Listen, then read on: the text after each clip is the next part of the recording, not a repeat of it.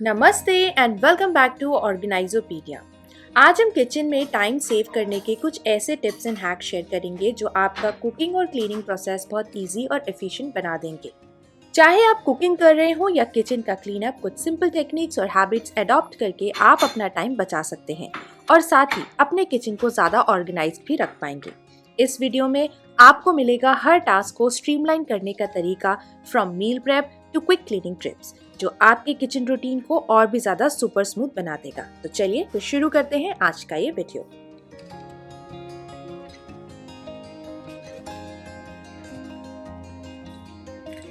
आज हम सबसे पहले बात करेंगे पेंट्री को वीकली रीस्टॉक करने के इम्पोर्टेंस के बारे में, स्पेशली ऑयल्स एंड मसालों के लिए, क्योंकि जब हमारे पास बेसिक इंग्रेडिएंट्स रेडी होंगे तो कुकिंग हैसल फ्री और स्मूथ हो जाती है। हम सबको पता है कि इंडियन कुकिंग में ऑयल्स एंड मसाले एकदम एसेंशियल होते हैं, लेकिन अगर ये चीजें प्रॉपरली स्टॉक ना हो तो मिड वीक में काफी टाइम और एफर्ट वेस्ट हो जाता है। यूजुअली सैटरडेज पर मैं ये वाला काम करना प्रेफर करती हूँ। यहाँ पर आप देख सकते हैं कि इस ऑयल डिस्पेंसर के अंदर मैं सबसे पहले जो मस्टर्ड ऑयल है उसको रिफिल कर रही हूँ। जो भी हम बेसिक सब्जियाँ घर में प्रिपेयर करते हैं उसके लिए मैं मस्टर्ड ऑयल का ही इस्तेमाल करती हूँ। इस ऑयल डिस्पेंसर के अंदर जो हमारा सोयाबीन ऑयल है जिसे हम डीप फ्राइंग के लिए इस्तेमाल करते हैं, मैंने उसको भी रिफिल करके डिस्पेंसर के अंदर डाल दिया है। ये हम जो घर के अंदर घी प्रिपेयर करते हैं उसको, ये जो हमारा घी का एक छोटा सा कंटेनर है स्टील का, मैं उसके अंदर फिल कर रही हूँ। वीकेंड पे किया गया ये एक छोटा सा एफर्ट मुझे पूरे वीक के लिए सॉर्ट आउट कर देता है। सारे के सारे डिस्पेंसर्स के अंदर मैंने घी और ऑयल को अच्छे से रिफिल कर दिया है और रिफिल करने के बाद में उसे काउंटर टॉप पर ऑर्गेनाइज करके भी रख दिया है। ऑयल्स के साथ साथ मसाले भी एक बहुत ही इंपॉर्टेंट रोल प्ले करते हैं इंडियन कुकिंग में। अगर ये मसाले प्रॉपरली स्टॉक नहीं होंगे तो आपको मिड वीक अपनी मेन पैंट्री को ओपन करके बड़े डब्बों में से मसाले इस तरीके से छोटे मसालदानी में शिफ्ट करने पड़ेंगे, जिसमें अननेसेसरी बहुत सारा टाइम भी वेस्ट होता है। इसलिए वीकेंड पर मैं ये वाला काम करना ज़रूर पसंद करती हूँ। जैसे कि नमक के अंदर मैंने नमक को वापस से रीस्टॉक कर दिया। इन मसालदानी के अंदर जो भी स्पाइसेस कम थे मैंने उनको भी वापस से इसके अंदर रिफिल कर दिया है। अब ये एक छोटा सा एफर्ट मेरा बहुत सारा टाइम कुकिंग में सेव करेगा। इस एक छोटे से स्टेप के थ्रू आप अपनी पेंट्री को प्रॉपरली चेकआउट भी कर पाएंगे कि क्या स्पाइसेस खत्म हो रहे हैं जिन्हें आपको वापस से मार्केट से परचेज करना है।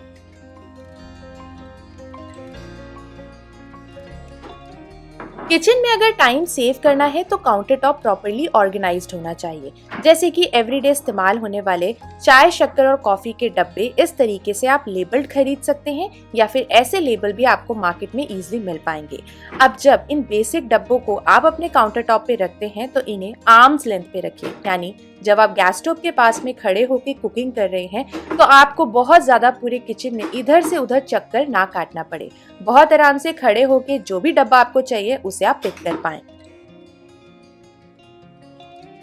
जैसे कि ऑयल डिस्पेंसर्स और आपके चकला, बेलन, ये सारी चीजें आपके आर्म्स लेंथ में होनी चाहिए। साथ ही साथ जब भी हम कोई भी तरीके की सब्जी बनाते हैं ग्रेवी के लिए, हमको एक अच्छे ग्राइंडर की जरूरत है। आई सजेस्ट कि कॉम्पैक्ट सा ग्राइंडर आप अपने काउंटर टॉप पे इजी रख सकते हैं।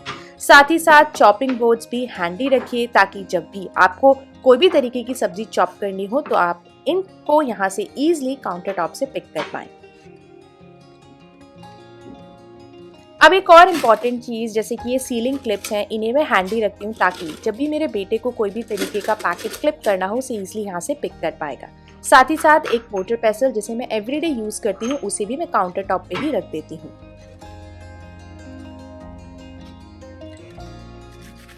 मुझे अपना घर नीट एंड क्लीन रखना काफ़ी ज़्यादा पसंद है, लेकिन मील प्रिपरेशंस में मेरा हाथ थोड़ा सा टाइट है और मैंने कभी भी बहुत ज़्यादा कोई मील प्रिपरेशंस के वीडियोस भी आप सबके साथ में नहीं शेयर करे हैं। मेरी मदर एक क्लाउड किचन रन करती हैं और मैंने उन्हें भी कभी भी किसी तरीके की ग्रेवी या फिर जिंजर गार्लिक का पेस्ट बना करके हफ्तों भर के लिए फ्रिज में रखते हुए नहीं देखा है। तो जब मैंने देखा कि मेरी मम्मी फ्रेश खाना बनाकर डिलीवर कर सकती हैं तो फिर हमें तो सिर्फ 4 या 5 लोगों का ही खाना बनाना होता है, इसलिए मैं सिर्फ 1 या 2 दिन का ही मील प्रिपरेशंस कर पाती हूँ। जैसे कि विंटर्स का टाइम है तो मेथी अगर आती है तो उसे क्लीन करके मैं कट करके रख लेती हूँ ताकि नेक्स्ट डे मैं मेक श्योर करूँ मैं उसकी सब्ज़ी बना लूँ।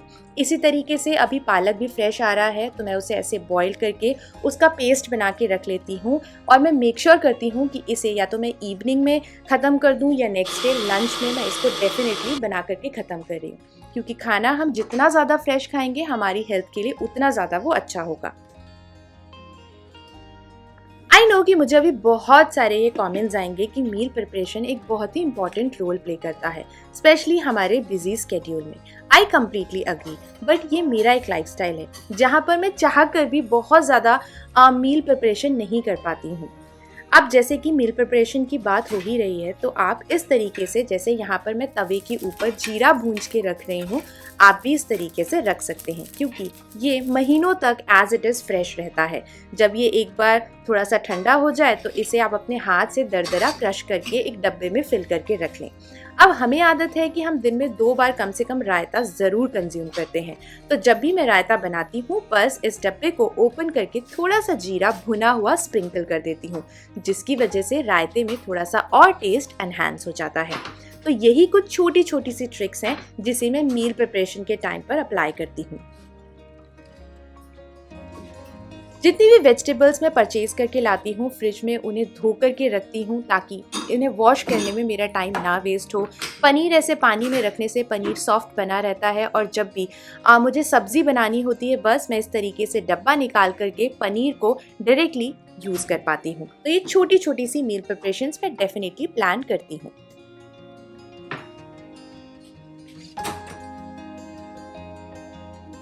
अब अगर आप किचन में अपना बहुत सारा टाइम सेव करना चाहते हैं तो एक साथ बहुत सारे पॉट्स एंड पैन्स को गैस के ऊपर ना चढ़ाएं। ऐसे करने से आपको बाद में इन्हें क्लीन करने का एक जो अननेसेसरी टाइम और टास्क है वो डेफिनेटली इंक्रीज होता है। अब जैसे आज लंच में मुझे पालक पनीर पैक करना था तो पहले मैंने इस कढ़ाई में तेल डाल करके पनीर को अच्छे से डीप फ्राई किया है। अब थोड़ा सा तेल इस कढ़ाई में से मैं निकाल दूंगी और सेम कढ़ाई में ही मैं ग्रेवी प्रिपेयर करूंगी। अब एक ही कढ़ाई को मैं काफ़ी बार इस्तेमाल कर रही हूँ जिससे जो एक फ्लेवर है पनीर का वो भी ग्रेवी के अंदर एनहांस हो जाएगा, प्लस मुझे बहुत सारे बर्तन अपने सिंक में बाद में क्लीन करने के लिए नहीं रखने पड़ेंगे। तो यहाँ पर पनीर हमारा अच्छी तरीके से फ्राई हो गया है तो उसी सेम कढ़ाई में मैं जो भी टोमेटो ग्रेवी है उसको रेडी कर रही हूँ। आई नो आप में से बहुत सारे लोग इस ट्रिक को ऑलरेडी फॉलो भी कर रहे होंगे।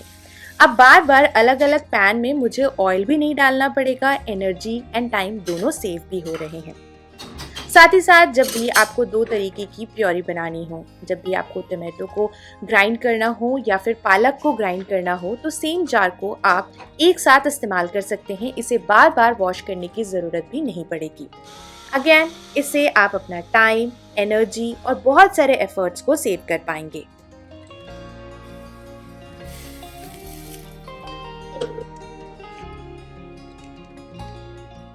बेसिक टूल्स किचन में बहुत सारा टाइम सेव कर सकते हैं। सबसे पहले हम बात करते हैं मोटर एंड पेसल की। एक मिड साइड मोटर एंड पेसल आपके मॉर्निंग किचन रूटीन को इजी बना पाएगा।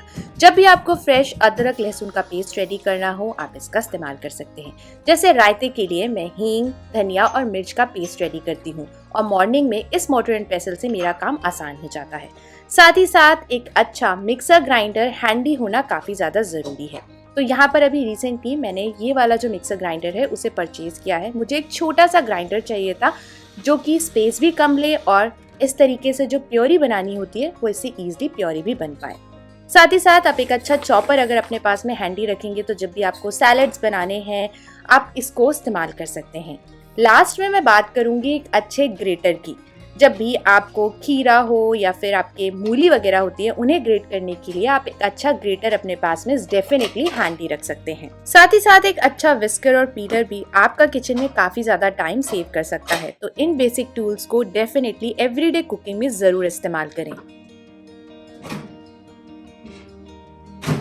कुकिंग टाइम को रिड्यूस करने के लिए ज़्यादा से ज़्यादा गर्म पानी का इस्तेमाल करें। अब पानी को गर्म करने के लिए आप माइक्रोवेव या फिर इलेक्ट्रिक केटल का इस्तेमाल कर सकते हैं। जब भी आप कोई भी तरीके की ग्रेवी बना रहे हो तो गर्म पानी में मसाले ऐड करने से उसका फ्लेवर और ज़्यादा एनहांस हो जाएगा। और गर्म पानी में जब हम मसाले डालते हैं तो गर्म पानी में मसाले थोड़े से कुक भी हो जाते हैं। साथ ही साथ माइक्रोवेव 100% सेफ है आपकी हेल्थ के लिए जब भी इसमें आप खाने को रीहीट करते हैं। जब भी दाल या फिर सब्जी में आपको थोड़ा बहुत पानी ऐड करना हो, ठंडे पानी की जगह आप गर्म पानी का इस्तेमाल करिए। और बार बार गैस स्टोव में फ्यूल को सेव करने के लिए माइक्रोवेव या फिर इलेक्ट्रिक केटल को इस्तेमाल करना काफी ज्यादा एफिशिएंट भी साबित होता है।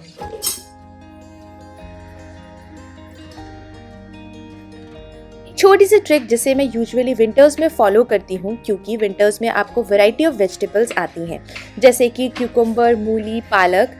तो इनके जो लीव्स और जो वेजिटेबल्स हैं ये सारी मैं उन्हें छोटे छोटे पीसेस में कट करके उनका एक कचुम्बर सैलेड रेडी करके रख लेती हूँ। अब इसे मैं ज़्यादा पोर्शन में रेडी करके रखती हूँ ताकि इसे हम 2 बार कंज्यूम कर पाएँ, क्योंकि सैलेड खाना काफ़ी ज़्यादा हेल्थ के लिए अच्छा होता है।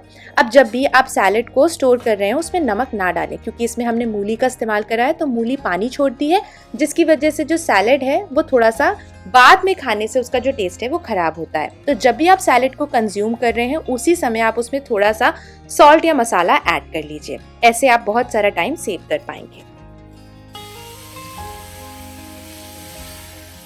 मल्टीटास्किंग किचन में बहुत सारा टाइम सेव कर सकती है। स्पेशली मल्टीटास्किंग की ज़रूरत हमें मॉर्निंग में होती है, क्योंकि मॉर्निंग के टाइम पर हमको लंच बॉक्स के साथ साथ लंच की भी प्रिपरेशन करनी होती है। तो जब भी आप गैस स्टोव के ऊपर किसी भी तरीके की सब्जी क्यों ना बना रहे हो, बर्नर दूसरे बर्नर्स का इस्तेमाल करना ना भूलें। यानी कि जब आप एक बर्नर पर अपनी सब्जी बनने के लिए रखते हैं तभी चावल और दाल भी दूसरे बर्नर्स पर रख दीजिए। इससे आप अपना बहुत सारा टाइम सेव कर पाएंगे। जब तक ग्रेवी रेडी हो रही है मैं रायता बना लेती हूँ, सैलेड प्रिपेयर कर लेती हूँ, या फिर मुझे कोई और तरीके के मसालों को कूटना होता है मैं उन्हें कूट करके साइड में रख देती हूँ, ताकि जब ग्रेवी प्रिपेयर हो मैं इस पेस्ट को उस ग्रेवी में ऐड कर पाऊँ। जब भी सुबह मैं अपने बेटे के लिए स्कूल का लंच प्रिपेयर करती हूँ, जब तक उसका लंच प्रिपेयर हो रहा होता है मैं बेसिक से जो प्रिपरेशंस हैं लंच के उन्हें उसी समय कर लेती हूँ। कुछ सब्जियां चॉप करनी या फिर दूध गर्म करना होता है तो रोटी या फिर सब्जी बनाते टाइम एक बर्नर के ऊपर मैं एक पैन में मिल्क भी बॉईल होने रख देती हूँ।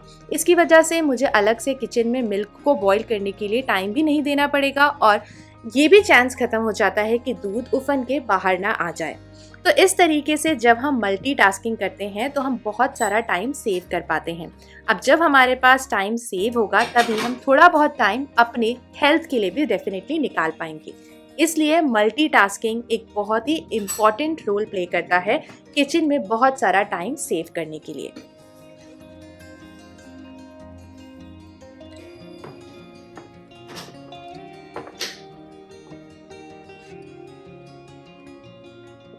जैसे जैसे आप काम खत्म करते जाएं अपने काउंटर टॉप को क्लीन करते जाएं, इससे आप बहुत सारा टाइम सेव कर पाएंगे। This is the morning time. मेरे घर में हाउस हेल्प आती हैं जो कि मुझे मॉपिंग, स्वीपिंग और बर्तनों को क्लीन करने में हेल्प करती हैं। लेकिन उसके साथ साथ कुछ ऐसे यूटेंसिल्स होते हैं जिन्हें मैं साथ के साथ क्लीन करना प्रेफर करती हूँ, जिसमें से कि सबसे पहले है ये grinding jar, wooden chopping board, क्योंकि इसे मैं यूटेंसिल्स के साथ में नहीं रख सकती हूँ। इसलिए अगर आप भी अपना टाइम किचन में सेव करना चाहते हैं तो इस तरीके से अपने किचन को साथ के साथ क्लीन करना बिल्कुल ना भूलें। ये थे कुछ इजी टिप्स जो आपका किचन में टाइम बचा सकते हैं और कुकिंग को और भी ज़्यादा एंजॉयबल बनाएंगे। आई होप ये ट्रिक्स आपके डेली रूटीन को थोड़ा सा स्मूथ और स्ट्रेस फ्री बनाने में हेल्पफुल होंगे। Please do subscribe to my channel for more kitchen hacks and organisation tips. Kitchen में टाइम बचाइए और फैमिली के साथ थोड़ा सा और वक्त बिताइए। That's it. See you next time. Till then, enjoy, take care, and bye-bye.